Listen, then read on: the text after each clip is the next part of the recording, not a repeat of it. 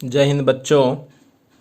मैं आज इस वीडियो के माध्यम से क्लास 10 के चैप्टर 4 द्विघात समीकरण, जिसे अंग्रेजी में क्वाड्रेटिक इक्वेशन कहा जाता है, का पार्ट 1 लेकर के आए हैं, जिसमें फिलहाल बात करेंगे द्विघात समीकरण कैसा होता है, क्या होता है, किसी भी तथ्य को, किसी भी बातों को द्विघात समीकरण के रूप में किस प्रकार रूपांतरित किया जाता है, और कोई भी समीकरण दिया हुआ जो है वो द्विघात समीकरण है या नहीं, कैसे उसकी पहचान करते हैं।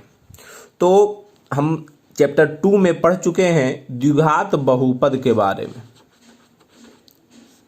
द्विघात बहुपद के बारे में चैप्टर 2 में पढ़ चुके हैं, जिसका व्यापक रूप या सामान्य रूप या मानक रूप आप जो भी कहें, व्यापक रूप इसका जो होता है वो x square plus b x plus c होता है, जहां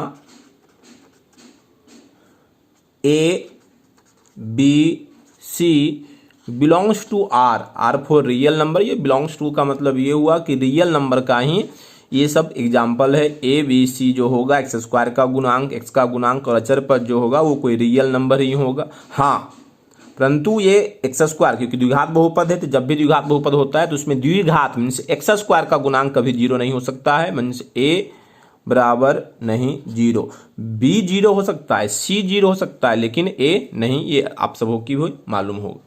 जी हाँ, तो अब आगे बात करने जा रहे हैं द्विघात समीकरण के बारे में। द्विघात समीकरण ये क्या होता है? तो बात ये आई कि जब कोई द्विघात बहुपद दिया हुआ है, उसके इक्वल अगर हम जीरो कर दें, सच्चाई ये है। अब इसके इक्वल अगर हम जीरो कर दें तो ये बन गया हमारा द्विघात समीकरण। इसमें भी यही कंडीशन होता है, जहां A B C belongs to R और ये एक्स स्क्वायर का जो गुणांक है ए वो जीरो नहीं होगा।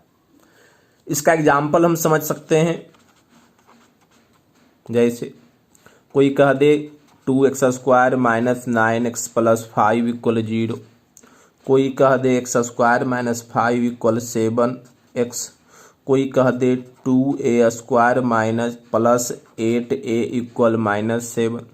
कोई कह दे 7x equal minus 5x square plus 2। ये सारा का सारा क्या है? द्विघात समीकरण है। समीकरण क्यों? क्योंकि बीच में इक्वल का साइन है। बात समझना है। समीकरण हम किसी भी तभी कहेंगे जब उसके बीच में इक्वल का साइन होगा, और द्विघात समीकरण इसलिए कहेंगे क्योंकि इसमें मैक्सिमम जो चर का पावर होगा वो 2 होगा।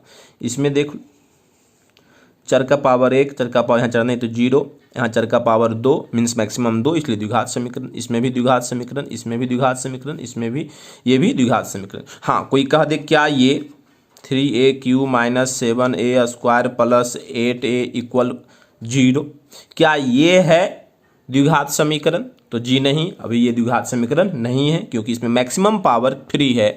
ये द्विघात समीकरण नहीं है। ये है, ये है, ये है, ये है।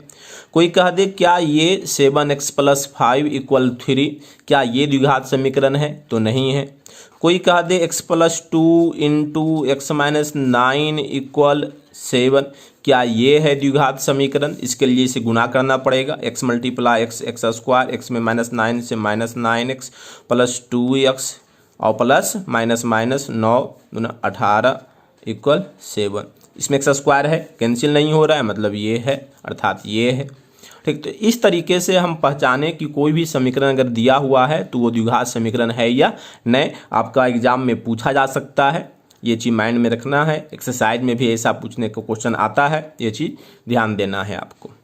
अब हम आगे बात करने जा रहे हैं कि अगर कोई भी तथ्य हमारे दैनिक जीवन में भी, हमारे संसार में भी बहुत सारे ऐसी घटनाएं घटित होती है, ऐसी समस्याएं आती है, जिसे हम द्विघात समीकरण के माध्यम से सोल्व करते हैं, उसे फाइंड करते हैं। सपोज कि एक क्वेश्चन है, मान लीजिए कि हमारा संस्थान, हमारा कोचिंग है,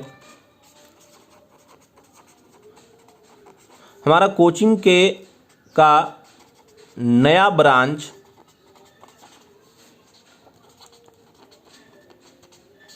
बनाने के लिए 300 मीटर स्क्वायर क्षेत्र मिला, जिसे आयताकार, ध्यान देना है, आयताकार क्षेत्र के रूप में, आयताकार कैंपस के रूप में बनाना है। आयताकार कैंपस के रूप में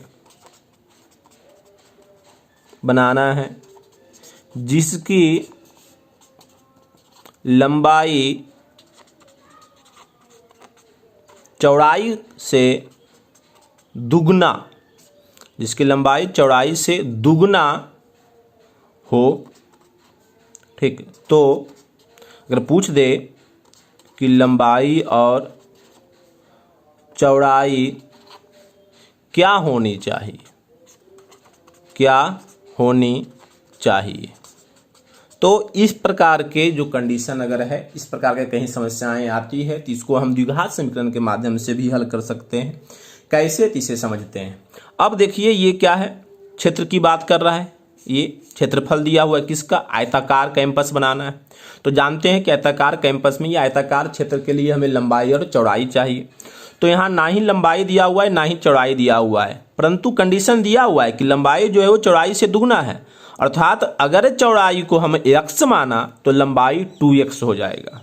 मतलब हुआ, माना कि चौड़ाई इक्वल x, मीटर की बात कर रहा है, मीटर, और लंबाई कितना हो जाएगा, इसलिए 2x।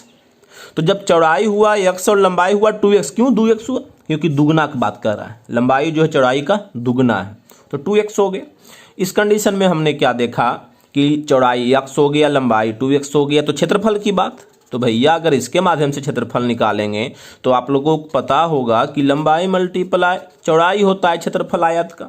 तो लंबाई 2x मल्टीप्लाई चौड़ाई x, 2 1 जा 2, क्योंकि यहाँ 1 है नहीं कुछ, तो x मल्टीप्लाई x स्क्वायर और मीटर स्क्वायर है। तो ये आ गया हमारा क्षेत्रफल।